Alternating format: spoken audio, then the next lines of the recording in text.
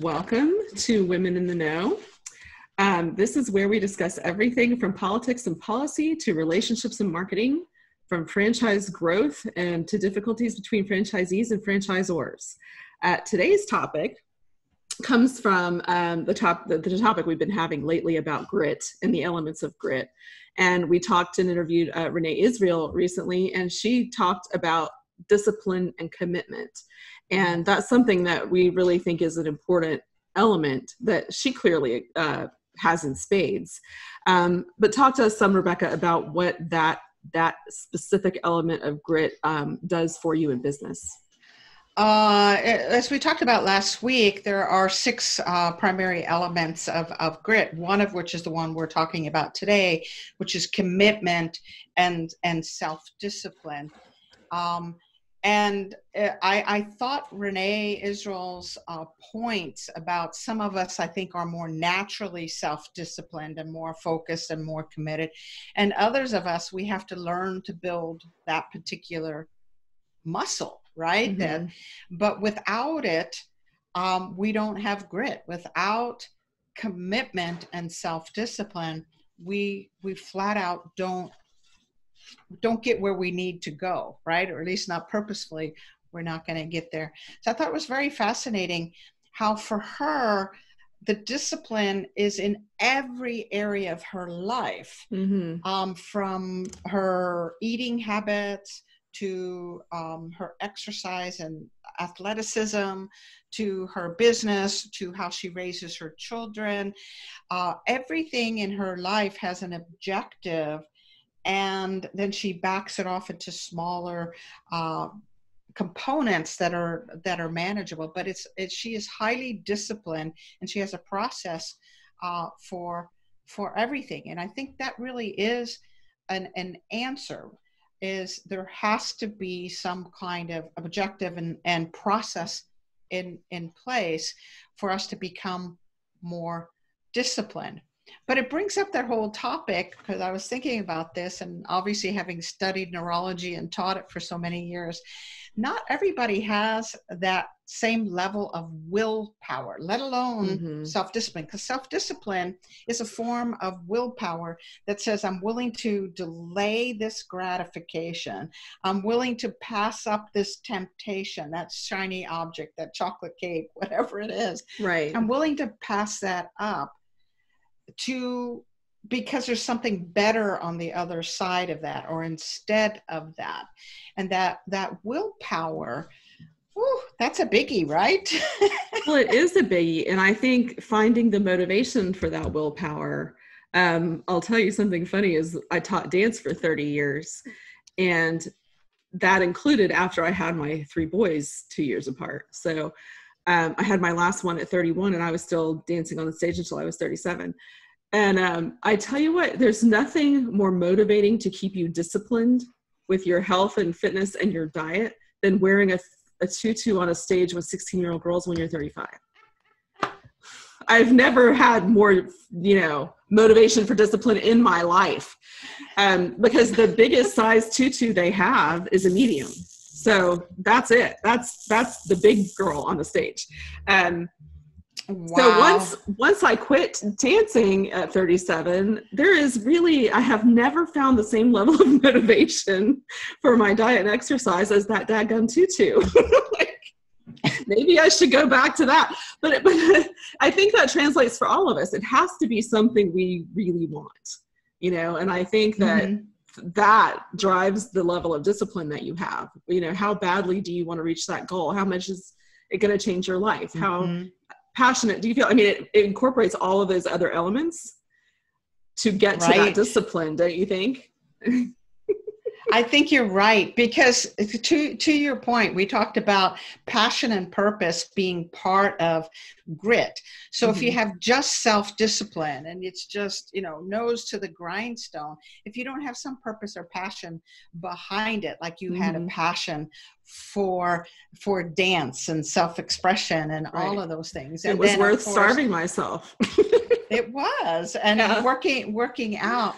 But it reminds me of a book I read some years back, and it's a great book for those of you that are listening. It's called The Science of Self-Discipline. I think it's by Peter Hollins, I believe is his name.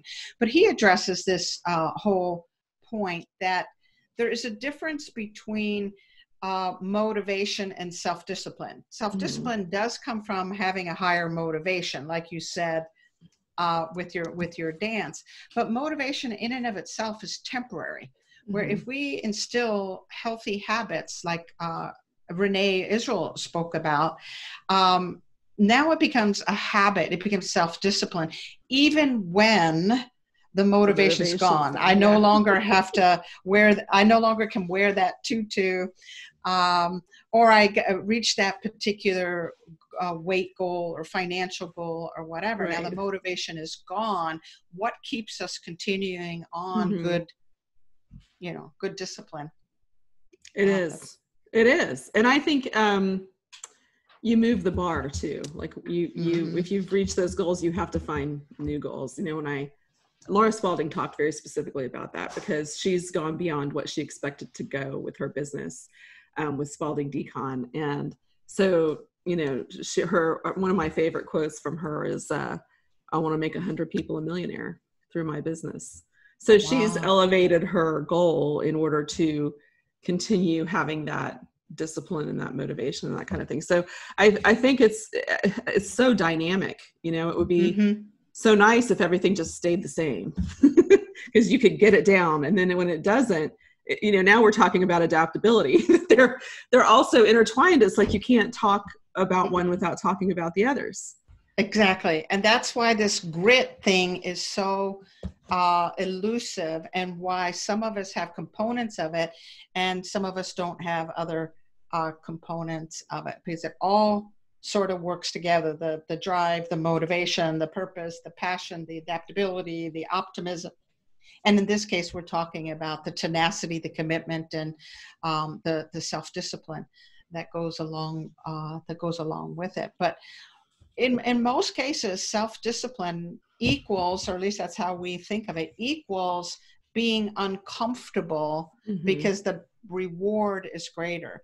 And this is something that in our society is getting tougher and tougher. We're used to instant gratification, right? But most things that are worth having require a certain amount of delayed gratification. Peter Hollins says, being able to sit in the wet socks. In other words, okay, I'm hot and sweaty, but it's worth it to be in this hot place, because ultimately I'm going to get to a particular outcome. One of the things that I've learned to do, I don't do it always, but I need to do it more, is when I'm tempted for something, whatever it is, to take a shortcut or not finish that project, or have some sugar or whatever it is, I'll ask myself, am I disciplined or not? And that sounds like a silly little question, but it's kind of like this, oh shoot, I'm disciplined. And this does not express discipline if I, break my commitment here. So I tell myself every day, I am disciplined. And then if I'm tempted, the question comes up is, am I being disciplined or not? And if the answer is not, then I'm being incongruent, inconsistent with the way I envision myself. Yeah. I think that's a huge skill, asking yourself a question. Because whenever especially with the tutu, when I would want something to eat, because I didn't eat carbs from January to May, and I would run. I mean, it was ridiculous, but I would go into the kitchen sometimes and I would stop and say, am I actually hungry, or am I bored or tired or stressed? And almost never was I actually hungry.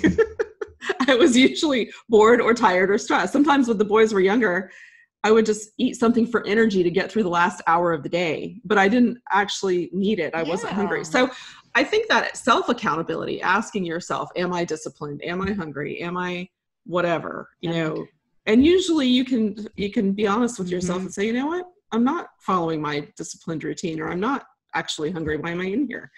What am I doing? And then you can stop yourself. And we feel, And there's nothing more powerful than being within integrity with yourself. When you make a commitment, you fulfill the commitment, right? Because you're only harming yourself when you break that commitment. So I think the idea of asking a question, am I hungry? Am I not hungry? Am I being disciplined? Am I not being disciplined? Is this getting me closer or further away from my goal, my objective, like Renee was talking about? Just stop and ask yourself a question. If the answer is, it's not getting me any closer to my goal and I'm not being disciplined, I'm really just distracting myself and going after a shiny object, then we can be honest with ourselves and make it a conscious choice and say, okay, this isn't getting us where we want to go. We become better at commitment. I love it. Oh, so good. We always solve the big problems, don't we? We do so much. But we do need to take a break now. And we'll come back next week with more Women in the Know.